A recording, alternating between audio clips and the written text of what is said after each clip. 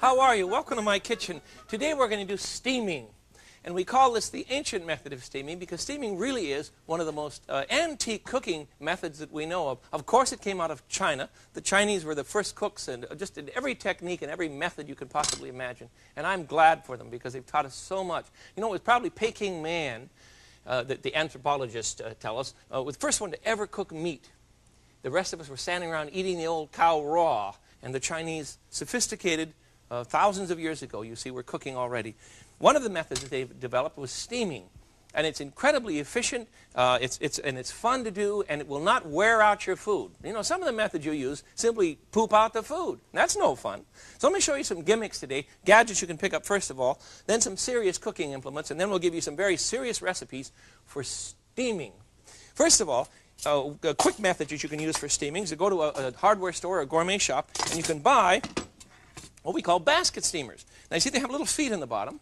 They're stainless steel. Don't buy an aluminum one. You don't need that. They have stainless steel feet on them, and they will adjust to any size kettle that you like. Isn't that clever? Isn't that cute? Or here's a bigger one. This one's brought in by Hohen in New Jersey, and they have a great big size. I like this one. And there's a handle in the center that will come out so you can put an enormous head of cauliflower in here. Oh, you could steam a watermelon in this thing, for heaven's sakes. So that's one method. You can use the steamer, the basket gadget they call them. Secondly, you can use the old classic Chinese method, which was to use bamboo. This is what the steamer looked like, you see. It's a series of grates in the bottom. And these things will fit one on top of the other. You can stack them up, and you can cook 5 dishes from one heat source. I have 4 piled up here. Well, 3 right now, and we can put a couple more on. But 5 was traditional. 1, 2, 3 different dishes, 4, 5 if you like. It's an absolutely marvelous method of cooking, and it's not terribly expensive. Now, you're wondering, why are they still using bamboo in China? Haven't they, can't they enough technology to make metal? Well, of course. But we're always thinking that the Chinese are doing things in an old-fashioned way. For instance, chopsticks. Why aren't they using the fork? Well, it isn't that they didn't invent the fork. The Chinese did have the fork before the Europeans did. But the Chinese consider it very crude to ask a guest to sit down at dinner and work on their food with a knife and fork. They consider that laborious and insulting. So they use chopsticks, which means that the cook does all of the work ahead of time, and all they have to do is pick up the food and eat it, you see? That's why they still use chopsticks. It's a matter of grace. It's a matter of politeness. And they're also incredibly clever. Can you imagine a device that will cook 5 dishes at once from one heat source? Well, this bamboo steamer will. When you and I want to cook 5 dishes, we need 16 burners, 2 food blenders, a food processor, 6 ovens, and a weenie wink cooker, and we still can't get the thing going properly. This will work great. Now, you can buy the same thing in metal. These are from Taiwan. The only disadvantage to this, aside from its incredible bulk, you see the water goes in the bottom, then you have the same kind of layers. You see they pile up. You have 2 layers. The Chinese would have 5 in this space. But the disadvantage is that water will drip from the top. It just drips and drips and drips because the aluminum will condense, you see, the water, and it'll drip on your food. So if you use a metal steamer, generally you're going to wind up with watery food, while bamboo will not condense. The steam will not condense on the bamboo itself, you see, so you won't have watery food. I like the bamboo one better. This will work in a pinch. However, you can, I've got so many gadgets here I want you to see. The other one that I think is great fun for you is to use a tuna fish can. A tuna fish can? Yes, a tuna fish can. What you do is to get a tuna fish can and punch holes in the bottom, you see? Just put some holes in the bottom so that when the can sits in the bottom of a kettle, see, it's open now, so that when the can sits in the bottom of the kettle, water can move in and out of the can. No problem. This is what you do. You simply put the old tuna fish can down inside of the kettle. You see? Then you add water to the kettle, an inch and a half or so. Then on top of that, we'll place our bowl. You see, here's a bowl we can use for steaming. Put that down that'll keep it out of the water, right? All we want is steam circulating around the dish. Now then, we're going to have water dripping off the metal lid, so we're going to put a towel over it. And then put a lid on. Be careful. Don't do this over a burner. You'll have a fire on your towel, and then you'll call me up and say, hey, Frug, you dummy. Anyhow, put a towel over it.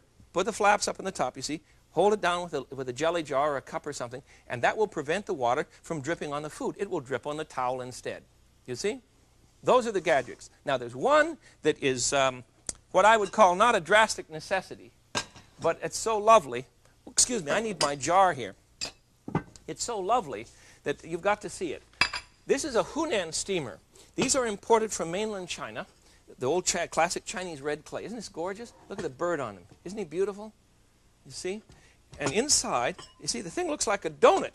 You're cooking with it. It looks like an angel food pan, I suppose, out of red clay. There's a hole in the bottom here that forms this big tip. And there's a hole in the tip so that the steam enters in through the into the bowl through this tip from the bottom. You see? And you put your food in here, put the lid on, and then put it over a pan of boiling water, and it will fit right down inside. Just seals beautifully. Let me show you. You see, it's cooking away now, and I have in this pan, ouch, it's a little warm, I have some chicken going. You'll have to see it later. It's really hot. But you see the steam comes up through this little tip in the top. And it's a tip in the top? Yes. And it works well. I just love these things. I'll just put them over here.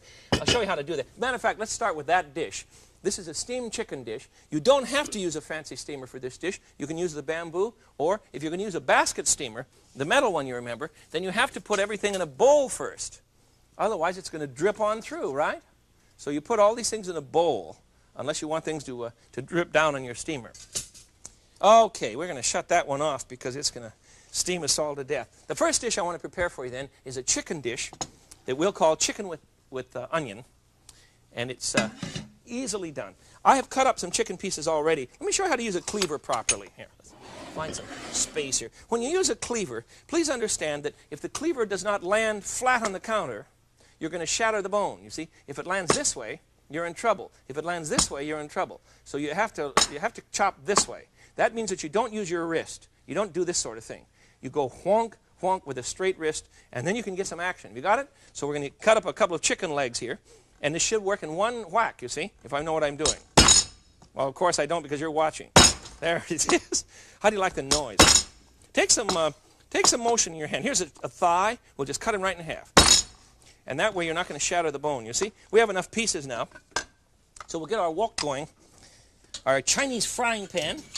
And, of course, they invented that, too. This has something to do with helmets during the Bronze Age. I can't quite get all the story on this, but the idea of the wok came from the bronze helmet in ancient China. Can you imagine wearing a wok on your head? Well, if there's enough oil in it, at least it'll keep your hair slicked down. It'll work. We'll have that hot in a minute. In the meantime, let's prepare the marinade for our dish here. Chicken with onion. And for a very quick marinade, I simply want to use a little bit of light soy. You've heard me say this before, I think. A little bit of light soy sauce, sherry, and ginger provide us with the classic marinade from China. It will help cut down on the flavor of animal fat. And the Chinese aren't particularly fond of that. There's a little ginger grater here. Isn't he cute? Looks like a little scrub board. You can find these in any Oriental market, and any gourmet catalog should have them. Ginger grater. Sometimes it's called a citrus grater. And I like the porcelain ones. Much easier to keep clean and easy to use. We need a shot of sherry, and we have our basic 3 in here, you see? Now we're going to marinate that. I think we're on a pinch of brown sugar, too. Just a smidgen. And I'm using brown sugar because that's just, a half teaspoon. That's really much more typical of the kind of sugar that the Chinese use in their cooking. It's called a block sugar, and it's very brown and very rich. Okay, I would let that marinate. The chicken in, how much chicken? Well, that's 2/3 of a chicken. What's the difference? It depends on how much chicken you're cooking, but the marinade is the same. 2 parts of soy, 1 part of dry sherry, shot of ginger, and you're on your way. That's all there is to it. Little pinch of brown sugar, and you're set. Now, we're going to get our wok good and hot. Can you see all of this? I think we can. And remember now, the pan has to be hot first, and then you add the oil. After the pan is hot, then throw in the food. That way the oil will not burn. You've heard me say it before, but it's a very basic rule. The rule is hot wok, cold oil, foods won't stick. And it works. So the pan is hot, so in goes, whoops, I'm putting sherry in here. I don't want that, I want peanut oil. There we are. A little bit of peanut oil, 2 or 3 tablespoons for our chicken. And we're going to chow the chicken until it's barely brown. Won't take long. And I probably won't have time to cook this long enough for you, but it doesn't really matter. You notice I've left the marinade in the pan. Don't throw that in the wok. Take your meat out. Drain it. Otherwise, it will chill the wok. It'll cool the wok too rapidly, and you'll be stuck with a cold wok when you want real heat. All right. We'll let that cook for a bit. It will start to brown. All we want to do is barely brown this. Won't take long. And in the meantime, let's cut up a yellow onion. And when you're cutting an onion, you can use your cleaver if you like. Cut the bottom end off the onion first. We've talked about that too, I'm sure. And that way you're much less likely to cry. Keep your fingers bent under, for heaven's sake. And we'll whack off an entire outer peel here so that we can, and we'll save that part for our soup stock. Old lines, I hope. I hope you've been with me enough so that you can predict my lines, because I want you to remember these things. That's what frugal cooking is all about. It should be fun, and you should cook with some arrogance, because you know you're saving some money and you're cooking great things for your family. See what I've done with that onion half? 4 across. Let me do one more for you here. Cut the onion in half. Then we went 1, 2, 3. Cut it in half. I turn it around and cut it half this way, and it'll be perfect. They'll all fall apart into little leaves when we put them in the wok, you see? All right, now let me get a bowl here for us, or a platter to put our chicken on. Not quite brown, but it'll be good. We'll take him out now. I want you to cook yours a little bit longer. You cook yours until he's good and brown. You see how it's barely beginning to brown here a little bit? I want it, all of it brown like that. Take you about, well, maybe 8 minutes on high heat. But at the moment, I want to get our onion into the pan. This is a great dish. I just love it. Get our onion into the old wok, and we'll saute the onion a bit. That'll take a couple of more minutes. We'll do this separately. Remember, that's a basic Chinese rule. Cook everything separately so that it comes to its own point of fulfillment. A little bit of oil. That's the difference between a stew, you see, a stew and a properly prepared dish in China. In our culture, we're wont to make everything the same, and so we love stews. We just cook everything to death until it's all the same texture. In China, that's considered immoral. You cook everything individually, then at the last minute throw it together so that everything has its own proper texture and all. Okay, we'll cook the onions for a bit, and then put the chicken back in the wok, and add to that some peas, just frozen peas. I'm using, half a box. You see? Nothing to it. Toss that about, and I'm going to turn the heat off. I think that's enough here.